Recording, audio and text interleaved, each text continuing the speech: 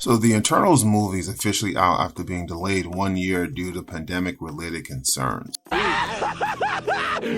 Finally! The movie provides us a glimpse into the MCU universe by showing us the world from the eyes of sentient and immortal beings. Some of these beings have some really cool powers, like Ikaris, who can fly and shoot laser beams from his eyes, or Festus, who has the ability to create amazing technology. The movie was built different than previous Marvel movies, just purely on the scope and strength of his characters, which, as you watch the movie, you realize that each character has a fundamental purpose in helping the Celestial accomplish its big picture goal. But you can't help but think that the movie feels kind of out of place. Like when you look at the movies like Black Panther, Thor, Ragnarok, Guardians of the Galaxy, and Iron Man, each one of those movies still looked and felt like a Marvel Studio movie. But Eternals just kind of feels different, which can be due to the constant flashbacks, which are designed to provide us with the background and context needed to understand the rich and evolution of these characters from the start of early humanity. And in my honest opinion, I am glad they took the chances that they did. I mean, I don't know about y'all, but it's actually kind of nice to be able to see something more than a money-grabbing attempt to remake iconic superhero characters. For example, there are characters in the Marvel Universe who I feel could really provide us with a deep appreciation of the Marvel Universe, like Man-Thing, who serves as a creature who is responsible for the nexus of all realities. And yes, this character kind of looks like Swamp Thing, but the backstory and character feels inherently good and could provide us with a deeper appreciation of the universe. But the Eternals movie is attempting to force us to evaluate a really big and weighty topic. Would you let the Earth die to allow millions of other worlds to be born? I mean, this morning I struggled between cream and my coffee.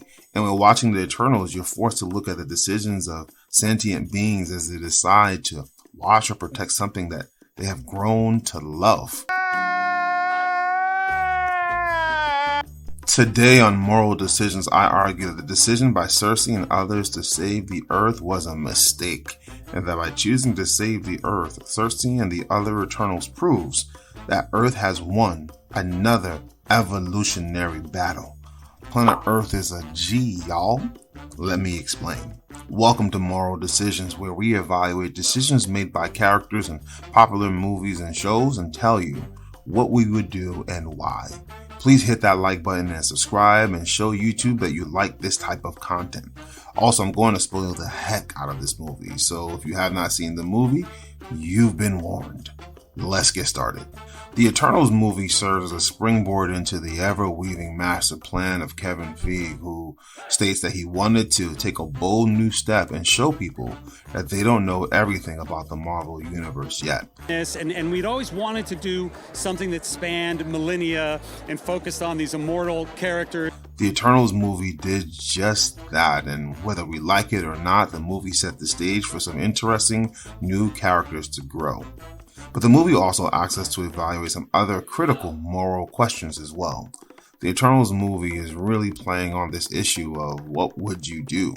Throughout the entire movie, there was this constant play around when to intervene and when not to intervene. Do I let Thanos destroy half the universe or population, or do you continue to chew corn kernels to create beer and serve them to your friends?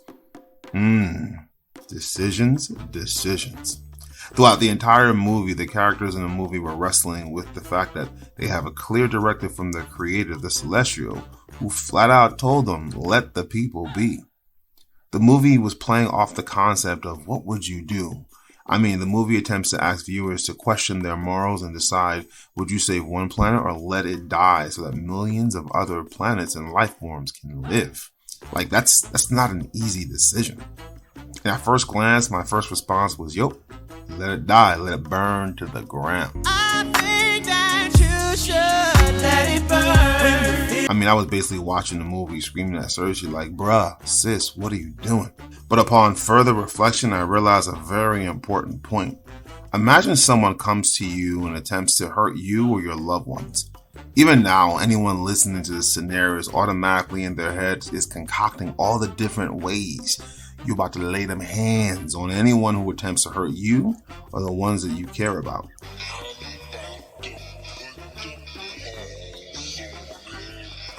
In the Marvel Universe, the characters who live on Earth are doing just that.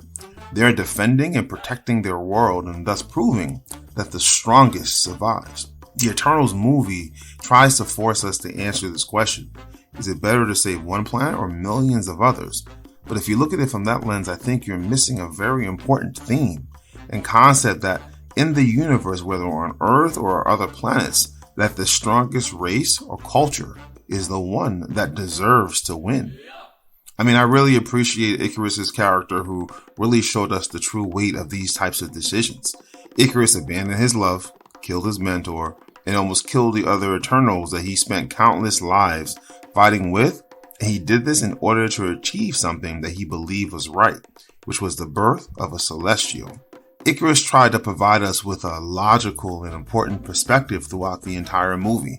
And to be honest, I really felt like I understood his rationale and could connect with it. While watching, I was secretly rooting for him to win because at the end of the day, Ikaris' decision to ensure the birth of the celestial being would mean that billions of other beings would have a chance to live. It just makes sense, right? But it wasn't until I got into a debate with my wife and daughter about what was the right decision that I realized that planet Earth actually deserved to live and Ikaris was wrong. And it's not because of the people or the land or even the good things that are produced by the Earth portrayed in the movie, but because planet Earth deserves to win because it inherently continues to win the evolutionary war. This whole movie is about survival of the fittest. It's about science, and there's no moral decision that has to be made because in the Marvel Universe, planet Earth and the beings that live in it continue to smash and lay them hands on anyone that tries to take it out.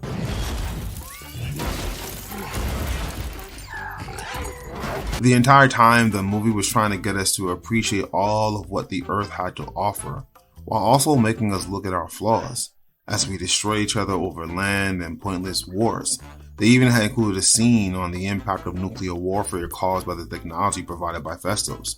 But the movie also had a major focus around pride in the Earth. The movie tried to make us question, did the Eternals make the right choice by letting the Earth live? But I argue, the moment the Eternals set foot on the Earth and started to dance, get married, ingratiate itself with the planet, was the moment that they lost track of their purpose and lost, thus proving that anything or anyone that tries to attack the Earth eventually loses. Whether it's through the Hulk smashing everything in sight or Iron Man creating a mechanical infinity gauntlet that would allow him to undo Thanos' wishes. The Earth is undefeated. The Earth and its people are like white blood cells that destroy any foreign thing that attempts to destroy it. It even takes those foreign objects, aka Eternals, learns from it and turns it against the viruses that attack it. In the Marvel Universe, the Earth continues to win no matter what. And the Eternals movie is built around the concept of survival of the fittest. And for those of you who don't know the whole theory around survival of the fittest, it focuses on individuals in any species that can later evolve and form new species. It's based on the idea that the environment and surrounding conditions change constantly, and the ones who are the fittest survive. The Earth as a planetary ecosystem in the Marvel Universe continues to adapt and survive while other planets are destroyed. In the end, this survival will lead to the Earth expanding and thus exerting its influence in the Marvel Universe. So in conclusion, and in my honest opinion, the correct choice was to destroy the Earth and let the Celestial live. But only if the Celestial and the beings attacking the Earth can take it by force. It's survival of the fittest, and in the Marvel Universe, Earth is undefeated. If you come to take the Earth, be ready to catch them paws.